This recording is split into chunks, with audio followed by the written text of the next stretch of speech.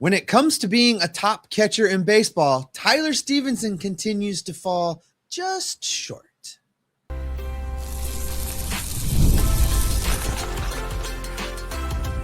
You are Locked On Reds, your daily Cincinnati Reds podcast, part of the Locked On Podcast Network, your team every day. Welcome into the Locked On Reds podcast. Locked On Reds is part of the Locked On Podcast Network, now the #1 sports podcast network. And we thank you for joining us here today. My name is Jeff. His name is Steve, and we are lifelong Cincinnati Reds fans that combined, we're heading into our 16th season covering this team in podcast form.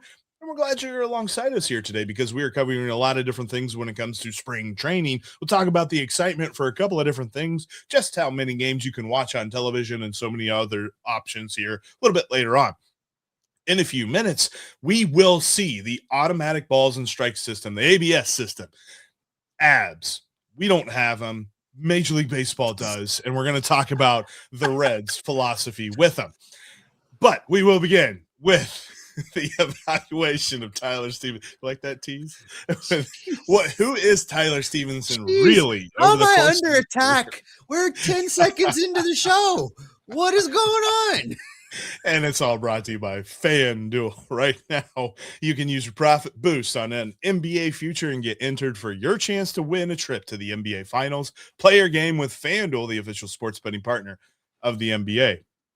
And Steve, our physical fitness notwithstanding, one of the topics that we've talked about quite a bit this offseason is Tyler Stephenson from all different angles, whether it be, is this his last year in Cincinnati?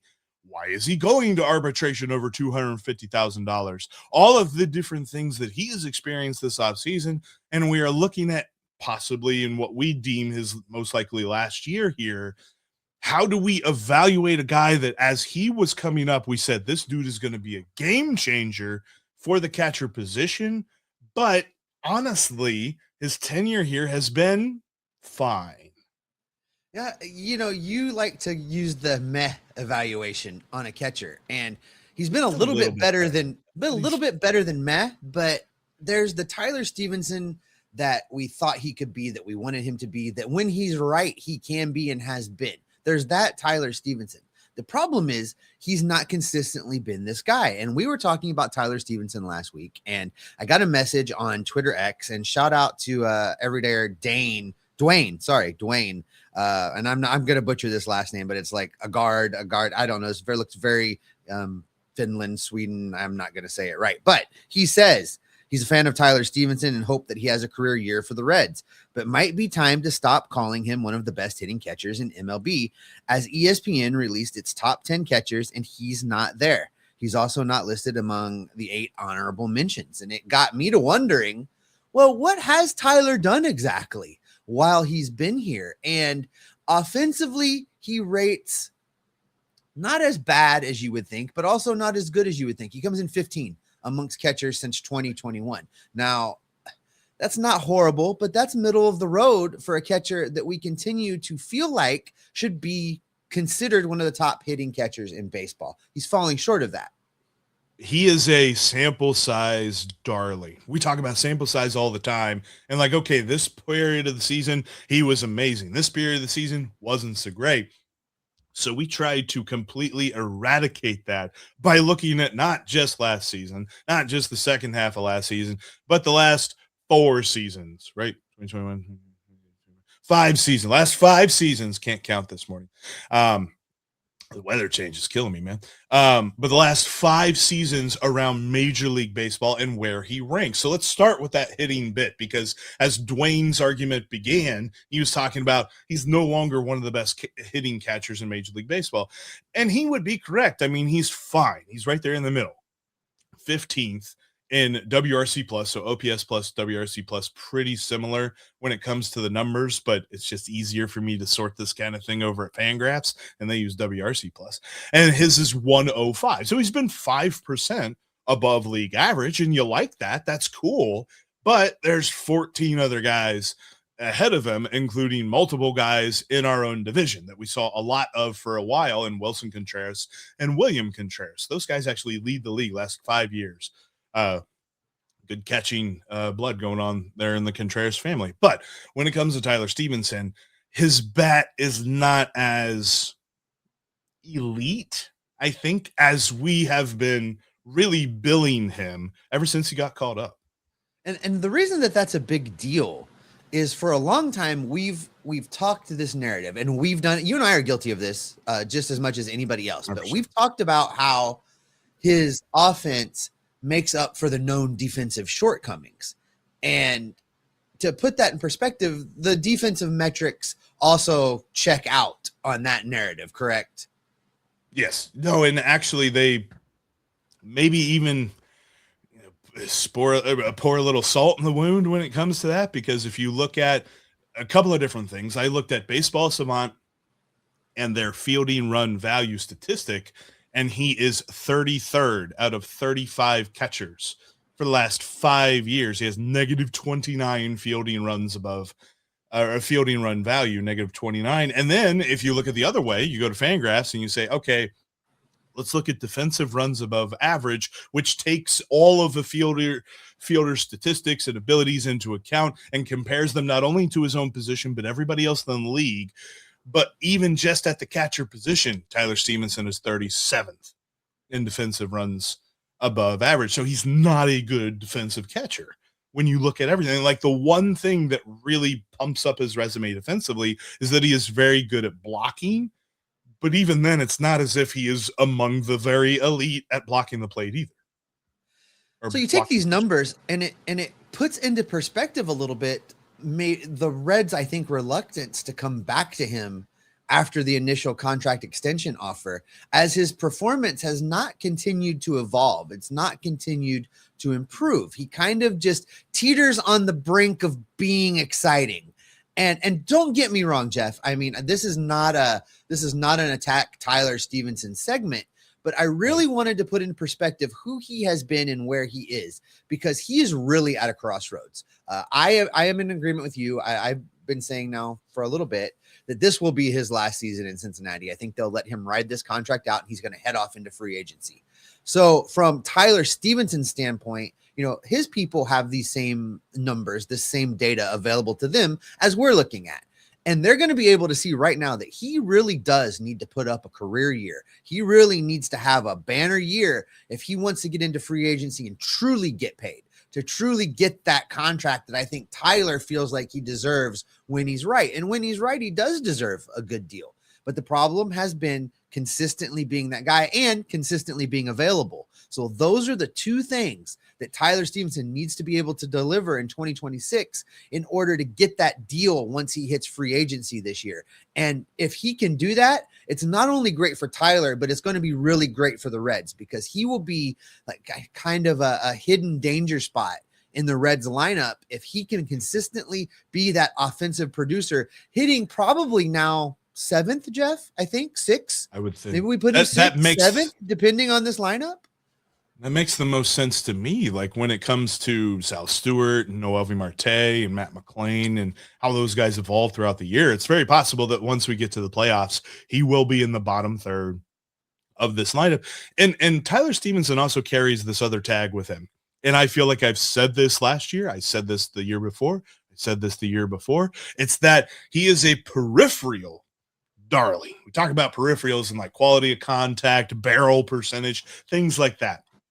Last year, he was in the top 10% of the league in barrel percentage. He was in the top 2% of the league in really making sure he gets the sweet spot of that launch angle and things like that. His hard hit percentage was up in the top 15% of the league. Like, he was phenomenal at hitting the ball hard. He just wasn't getting the results. Part of that was his strikeout rate was far too high.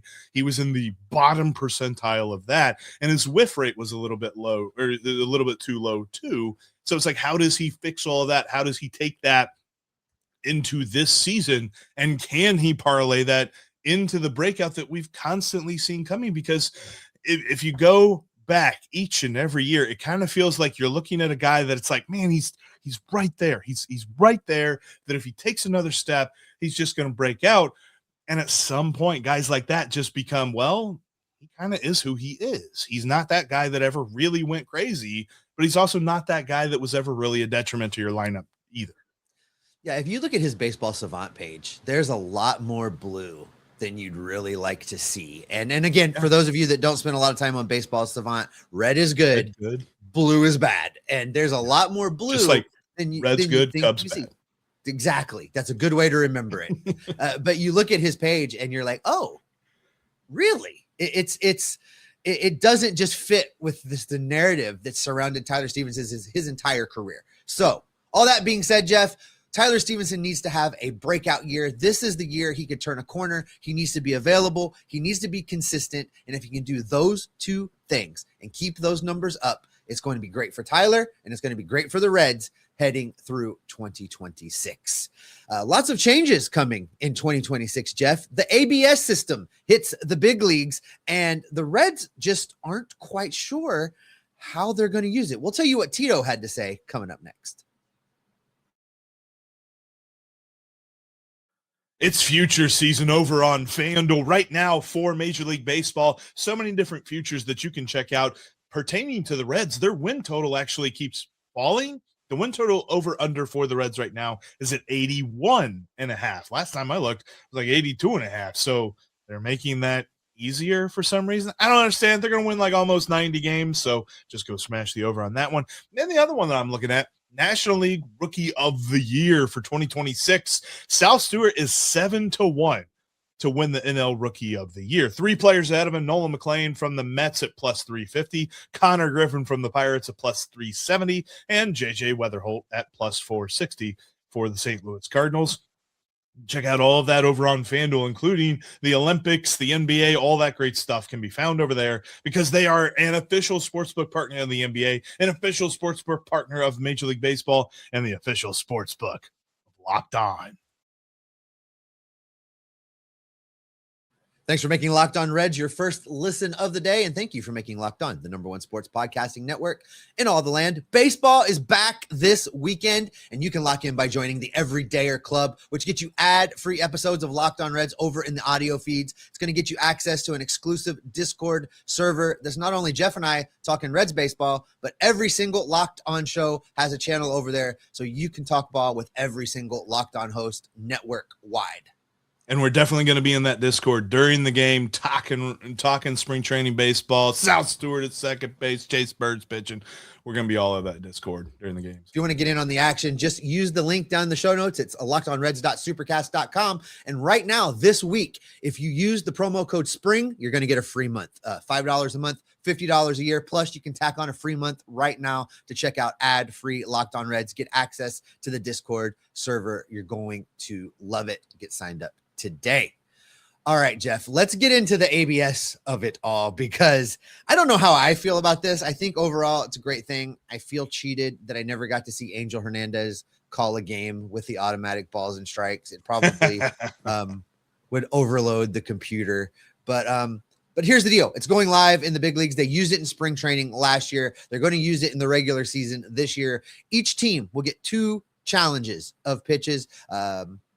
However, if you're right, you get as much challenges as you want. You get 2 wrong. If you get 2 wrong, you're done for the day.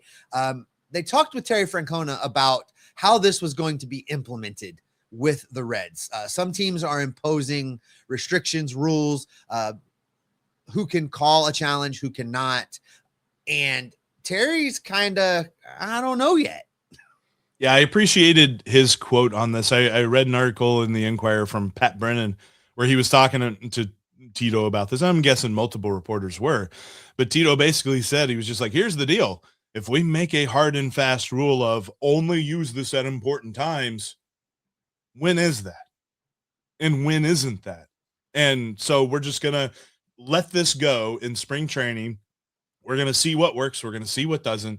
And then we'll have us a plan for the regular season. It really feels like this is all just kind of a, hey, let's just experience it, and then we'll know what we're dealing with at some point. The only hard and fast rule that the Reds have, and I imagine that there are multiple teams that are saying this, not just the Reds, but there are 3 different players in a given pitch who can call for a challenge, and that's it. No coaches, no fielders, no nothing. It's pitcher, catcher, batter. Those are the only 3 people that can call for a challenge, and it has to be almost immediate. They either tap their tap their hat or their helmet, or they can also verbally say challenge, I guess. I read that as well.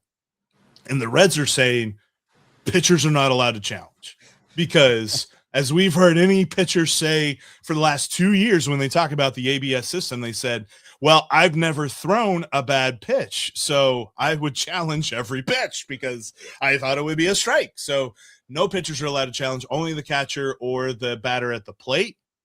The good news is that the Reds had 2 players that were in like the top 10. It was top 10, top 15 of most negatively affected of incorrectly called strikes. So pitches that were balls that were called strikes. And it was Elly Cruz, which is to the surprise of nobody because he's super tall. And then it's also Matt McLain, who is the exact opposite of Elly Cruz in that he's not super tall at all. So it's kind of funny that he was on this list, but both of these guys should be able to utilize this in key situations and make sure that they're not getting a wrong call against them in an unfair count for them to attack. Do you think the ABS is going to chase some guys from behind or from umpiring? If Angel Hernandez was still in, he would be a candidate. Let's use CB Buckner as an example. CB Buckner catches a lot of heat because he on occasion is known to miss egregiously sometimes. I wonder if this ABS system is going to expose these guys enough now that they're going to go ahead and get out of the game. I do feel like he's like one of the final holdovers. Like I'm having trouble thinking of anybody else because you're right. Like it was multiple different guys and they've all retired over the last like 2 or 3 years. Mm-hmm. Where you're like, okay, that guy is egregious. And once we're able to see people challenge their balls and strikes, it's going to be hilarious. But I think that for the most part, the worst offenders are out of the league. And it's not to say that they were like horrible umpires, although Angel Hernandez, I never understood what he was doing there. But when it comes to who's still left, I cannot think of anybody that I think would just go crazy other than CB Buckner, but I'm guessing he's gotten a little bit better at that. But what's funny is like teams are using this in live BP right now. And there was a video from Yankees camp that the first Yankee to use this was, drumroll, surprise, Aaron Judge. And he actually got it right. And so there's a lot of people that are like, oh boy, this is going to be an interesting year. And the good news is that this is not the same sort of challenge system that they use for plays. The whole challenge system for plays are let's all go get a lemonade and let's call New York and make sure that the call goes through. And we might have dropped the call. So we're waiting. And then all of a sudden things happen and everybody at the stadium is like, well, I guess it was overturned because the guy's going back out to the base. Why don't you tell us that? They're going to announce whether it's a ball or strike, whether the challenge was successful or not. They're going to show it up on the scoreboard. And all total, I think the process takes like 15 seconds. So I really think this is going to be good. And it's ballpark based. They're using cameras and technology positioned within the stadium in order to make this determination. What did we read? Multiple camera angles that they're using to triangulate the location of the – basically NORAD is involved, it sounds like. You can decide if this is overkill or not. There are 12 cameras on the perimeter of the field that triangulate the strike zone. So it's like, okay, at least we can't blame the guy that's standing out on the riverboat deck with the camera down on the strike zone. Like, okay, he's the one strike zone guy, but it's like 12 cameras? Like, how much did this cost? There's a lot of baseball stadiums out there. That's like a lot of cameras. I feel like that seems like a little bit of overkill, but hey, at least we know it's written down somewhere in an article and we can now confirm that is officially the strike zone. For the audio folks, Jeff was trying to do that math and the look of, oh, never mind that came across his face. 30 times funny. 12. Never mind. Right, yeah, no, never mind. No, I'm excited for the ABS. There you go. I think this is good because there have been some pivotal moments. Pivotal at bats where a call has just been so bad. And this is an opportunity if teams employ the challenge correctly where they can prevent that from happening. And I'm kind of excited to see how it all plays out, which teams are good. this is where having a good manager matters, depending on what rules he imposes on how they're able to use this. If you have your challenges used up by the second inning, that could really come back to get you later in a game. So hopefully the Reds figure out a way to utilize this. I'm glad that the pitchers aren't involved. When we talked to Connor Phillips a couple years back, man, he dislikes the ABS. And I can imagine that every single pitch he would be like, no. That was to be fair, he hated the system where it was always on. He didn't mind the system that was umpire based, but you could challenge it, which is what this is. Mm-hmm. There were rumors that Major League Baseball was considering implementing another system, which was a laser guided strike zone. And that was the thing that Connor Phelps was like, nah. Like I've pitched some games with that and it was horrible. Yeah. The laser guided system works in certain sports. Tennis uses the laser guided system for the out of bounds lines.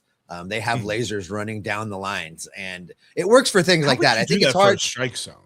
Because it moves. That's the thing. You can't use the laser because the strike zone is not a defined space that you can dial in on. It's hitter dependent. So I think this is the best version of the system they could implement, and I'm kind of excited to see how it actually comes to fruition. Now, I feel like the minor leagues, they actually conducted a pretty good test down in the minor leagues, utilizing the various systems and how they wanted things to work. And it's like anything else when you bring it to the big leagues, there's going to be a period of adjustment, and there's going to be people of a certain age, and I'm almost there, but not quite, that just aren't going to like it because they're purists. And, there is an element of, letting the humans be the humans, and you get what you get. And that's just how the game works. But when you can eliminate human error that can affect the outcomes of games, that's a good thing. And I think ultimately this is a good thing. I 100% agree. And we will figure out exactly what the Reds are going to do with all of that beginning on Saturday. And we're really excited to see what's going to happen tomorrow afternoon, because we know who's pitching. We know who's playing second base, although he's working for the first base job, but he's going to start at second base to do that. There's some sort of galaxy brain thing going on there. So much to expect when it comes to Cactus League games. They start tomorrow. Talk about that next. Workplace chaos, deadlines stacking up, inboxes overflowing, and the one position you have to fill is still sitting open. When the pressure's on and you need the right hire, this is a job for the sponsored jobs. Indeed, sponsored jobs helps you reach the people who actually fit what you're looking for: skills, experience, location. So you're not just hoping the right candidate stumbles across your post. And here's a stat that says it all. In the minute I'll be talking to you right now, companies like yours made 27 hires on Indeed, according to the Indeed data worldwide. So if you're hiring, spend less time searching and more time interviewing candidates who check all the boxes with Indeed sponsored jobs. And listeners of this show will get a $75 sponsored job credit to help get your job the premium status it deserves at Indeed.com/podcast. Just go to Indeed.com/podcast right now and support our show by saying you heard about Indeed on this show. Indeed.com/podcast. Terms and conditions apply. Need to hire? This is a job for Indeed sponsored jobs. If you can't watch us on YouTube, you can always listen to us on your favorite podcast app. We're on every single one of them. And by the way, that's where the ad-free feed is, over on your favorite audio platform. Make sure you check out the Everydayer Club, lockedonreds.supercast.com, and use that promo code SPRING to get yourself a free month. All right, Steve, speaking of spring training games begin Saturday afternoon. I got everything ready to go for that. It's going to be a lot of fun. Going to be in the Discord talking about the game. And there's so much to watch, although I think it's funny, while there are position battles here and there, for the most part, we could about lay out who the 26-man roster for opening day is going to be, albeit we understand there's probably going to be somebody that suffers an injury between now and then. But as it stands right now, I think the thing that I'm watching for the most is, does anyone make enough noise to argue their way onto the roster right now? Because I just don't know how that happens. It's going to be really difficult, because I think we can look at this team and we almost already know the 26-man roster. Maybe the last spot on the bench could be a conversation, but I think as long as Nathaniel Lowe does halfway decent, that's his spot. I think that the hamstring injury for CES was kind of the final straw of availability. I think that when we talked about this, we begrudgingly were like, well, I think it's CES. I think he's the last spot on the bench just because you look around and that's where you land. That's not the case anymore. I think Nathaniel Lowe takes that spot, and you have your 26-man roster already. I think spring training this year is going to be much less about who is going to make the team, and it's going to be much more about just getting guys comfortable and giving them an ability to move around and play different spots and do the things that are going to happen to get guys rest by rotating through the DH position and giving guys days off, and allow the lineup to remain as strong as possible.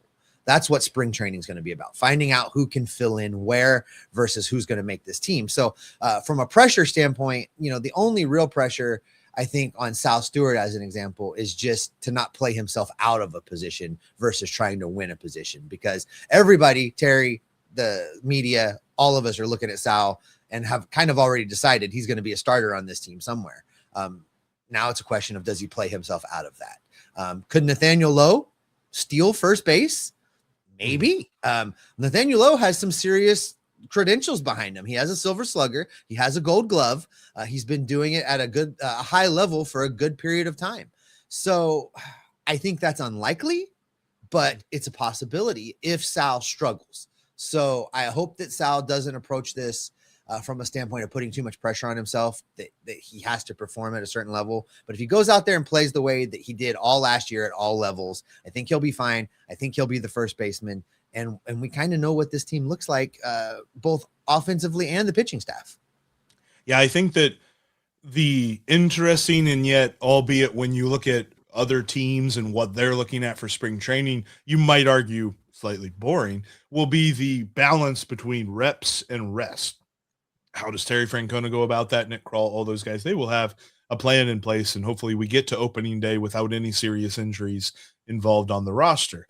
The interesting part for us as fans is that 7 games will be televised. Now, they play more than 7 spring training games, and only 3 of them will be broadcast by the Reds broadcasting team, including tomorrow's game. That's broadcasted by the Cleveland Crew. I believe next week, I'm forgetting, I should have had this graphic pulled up so I didn't have to memorize it, but next Saturday's game is on Reds.tv, but it's being broadcast by the other team and things like that. So there's a lot of situations here where it's like, it is 2026, but there's still going to be a lot of spring training ball games that you're going to be listening to on the radio. Yeah, it's unfortunate that baseball hasn't figured this out. But they can't get the regular season right. Why would we expect them to get spring training right? So right. I hope we eventually land in a spot where all of the games are available. I don't know why it's so hard. It's not. And they talk, and the reason they say they can't do it is it's a cost. They think it's cost prohibitive to broadcast all the games. It's really not. There's a lot of ways around that they could get these games broadcast. Even if you just always have the home team broadcast the games, the games could be broadcast. As we've said before, just put a camera behind the home plate umpire and don't have any broadcasters. Just show me the game. I just watch the game on camera. I'm fine. Yeah, I would be good with that too. I think they'll eventually get there, but it's probably low on the priority list of things they're trying to fix right now in baseball with the CBA and. It's going to be one of those things, but I'm excited to get baseball back on television. I'm bummed it's only 3 games. I know that I was talking with our buddy John Sadak, and he's for sure in on 2 of the 3 broadcasts. He may have a conflict with basketball during spring training that we won't have John on a broadcast, but it'll be good to get the familiar voices and the familiar sights and sounds and have some baseball back. I'm ready to watch this team play. I'm ready to see how it goes. Chase Burns on the mound for the Reds tomorrow. No, he's not going to be the opening day starter. Stop it. Whoever's typing it right now in the comments, stop. It's not going to happen. It's going to be Hunter Green.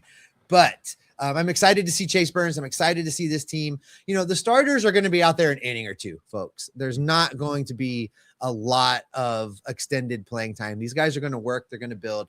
Again, the most important things of spring are to get your reps and remain healthy while you're doing it. That's the balance. That's the grand plan. The most success that can come from Goodyear this year in spring training is for these guys to get their reps and for all of them to be healthy and available come opening day in Cincinnati. That's the goal. And we know, like, it's not just games that can get you, because that's what happened to Matt McLain, was in a drill during practice whenever he slid and then had to have surgery on his shoulder and all this other stuff. So it's not just the games. There's so much more that goes into spring training than just the 9 innings that we get to see on television. But it will be fun to see those 9 innings. I wonder about this too, because thinking about Sal Stewart at second base to begin the game, which was something that Terry Francona said earlier this week. Is it Nathaniel Lowe at first base, or is it Spencer Steer at first base? It'll be interesting to see, or it could be somebody we haven't even heard of, because that's how it works out in Goodyear. Tune in tomorrow. Opening game of the Cactus League Saturday. Reds TV, MLB TV. It's free in the app. You don't even have to subscribe to Reds.tv yet to watch the spring training games. You will have to subscribe for regular season games. But if you just download MLB.tv, at least how I read on Reds.com, it says that it is free to everybody to watch the spring training games on that app. And that is where we're going to wrap it up for today. Thanks, as always, for making Locked On Reds your first listen each and every day. For the audio folks, go over and check out Locked On MLB. Make that your second listen. Sully has you covered for all of Major League Baseball from a national perspective. Lots of humor, lots of great stories, lots of information from Sully in the Locked On MLB feed. I think there's a new show in the Locked On MLB feed as well, Back Jeff. to the bullpen. Yep. Back to the bullpen. Mike Stanton. Former Reds relief pitcher Mike Stanton joins Brett Chansey from Locked On Astros, and they're taking a look around the league. He actually had a great conversation in their first episode Wednesday night talking about the ABS system, and he was another pitcher that mentioned, if I had the ABS system, I would have used it on any pitch that they called a ball, because I never threw a ball. If you're watching us in the video feed, stick around. We're going to send you over to Locked On's first ever 24/7 national sports YouTube channel, where all of the experts of the Locked On network are talking ball all day long. We're going to send you over there in just a minute. We'll be back in your feeds on Monday talking some actual games. Spring training baseball underway this weekend. We're going to gather up all the news, the notes, the rumors, and the reports. Bring it all right back here to keep you Locked On Reds every single day. As for my position on the ABS system, I got to go back to doing some more sit-ups. Abs. Oh, my God, buddy.